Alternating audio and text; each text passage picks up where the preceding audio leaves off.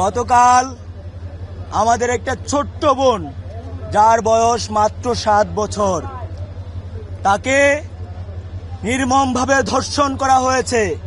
ধর্ষণ করে নৃশংসভাবে গলা কেটে হত্যা করা হয়েছে। লজ্জা লজ্জা।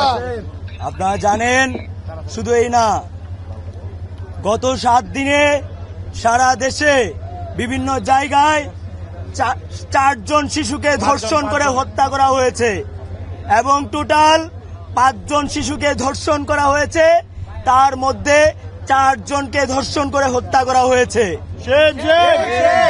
আপনারা জানবেন, আজকে শুধুমাত্র 24 ঘন্টায় 3টা ধর্ষণ করা হয়েছে, কিন্তু আমরা এখন পর্যন্ত সরকারের কোনো ভ্রুক্ষেপ দেখতে পাচ্ছি না। আপনারা দেখেছেন, আজকে রামিসার বাবা বলেছে আপনারা বিচার করতে পারবেন না। উনার বয়স 55 বছর। উনি 55 বছর বয়সে কোন রকম দৃষ্টান্ত দেখেন নাই, কোন রকম এক্সাম্পল দেখেন নাই, যার কারণে উনি বিচার পর্যন্ত চাচ্ছেন না। এটা একটা রাষ্ট্রের জন্য লজ্জা, এটা একটা দেশের জন্য লজ্জা, এবং এটা বর্তমান সরকারের চরম ব্যর্থতা।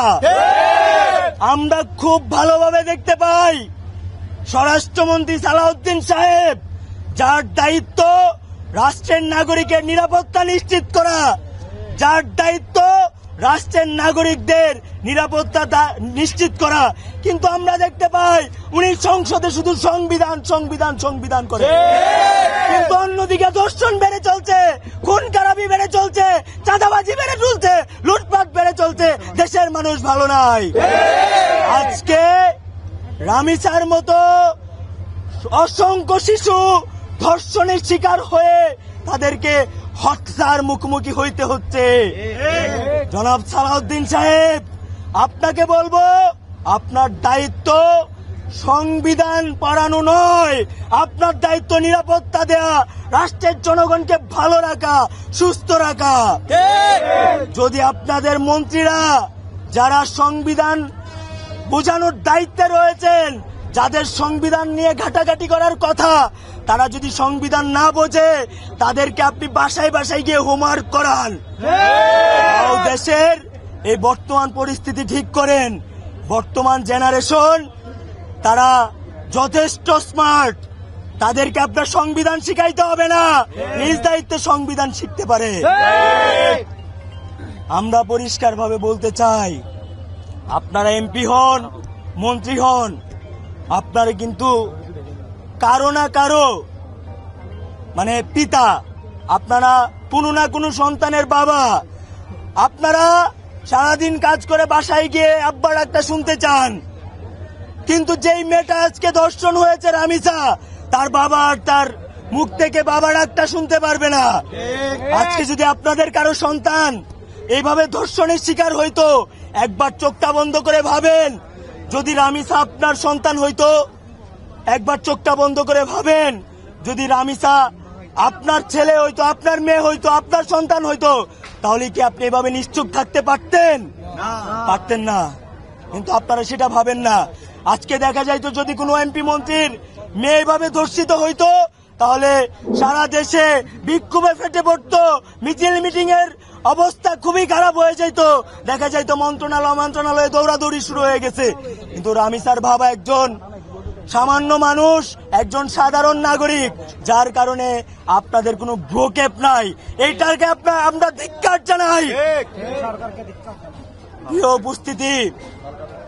উপস্থিতি, আমরা এই বীর চট্টলা 16 থেকে জানাইতে চাই, আপনারা যদি দ্রুত সময়ের মধ্যে কোনো তামাশা না করে বিচার নিশ্চিত না করতে পারেন, তাহলে এটার পরিণতি আপনাদেরকেই ভোগ করতে হবে। আমরা আর কোনো রামিসাকে হারাইতে চাই না। আজকে শুধুমাত্র এখানে দাঁড়িয়েছি ছাত্র শক্তির কেউ হিসেবে নয়, একজন বোনের ভাই হিসেবে। আমারও একটা ছোট্ট বোন আছে, আমি জানি না কালকে রাস্তায় বের হইলে তারে না কেউ ধর্ষণ করে মাইরা ফেলায়। এখানে প্রত্যেকটা ভাই আজকে দাঁড়িয়েছে তাদের বোনেদের নিরাপত্তা নিশ্চিত করার জন্য। আর কোন রামিসাকে আমরা হারাইতে চাই না, আর কোন আসিয়াকে আমরা হারাইতে চাই না।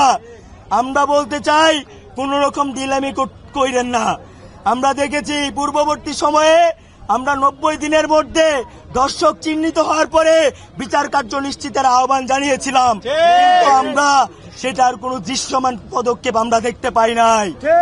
এইবার আমরা বলতে চাই, আমাদের আর বোনকে আমরা হারাবো না, কিন্তু এটার যদি দৃষ্টান্তমূলক বিচার আপনারা না করেন তাহলে এইটার শেষ আমরা দেখে ছাড়বো ইনশাআল্লাহ।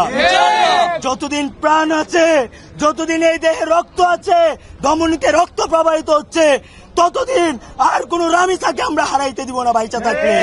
দেখেন, আমরা বিগত সময়ে বিভিন্ন সময় অসংখ্য ধর্ষণের ক্ষেত্রে দেখেছি আসামি গ্রেপ্তার হয়, কিন্তু তার কোনো দৃশ্যমান শাস্তি হয় না, বিচার হয় না।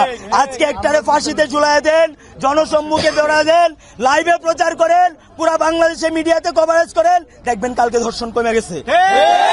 যদি এটা না করেন তাহলে বুঝবো আপনারাও চান এই আইনের ফাঁক ফুকর দিয়ে পয়সাওয়ালা মানুষজন বের হয়ে যাক এবং প্রত্যেকটা ধর্ষক মুক্তি পাক, আর আমাদের রামিসার মতো ছোট ছোট বাচ্চারা ধর্ষিতা হোক, কিন্তু আমরা এটার হইতে দিব না।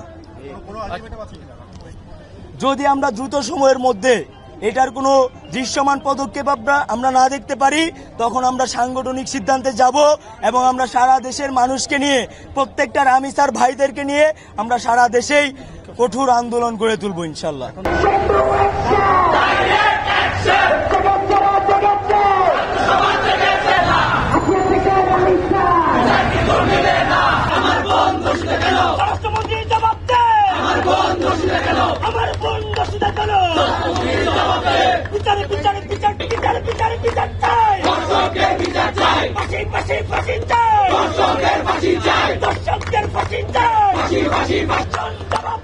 আমার বোন দোষী কেন?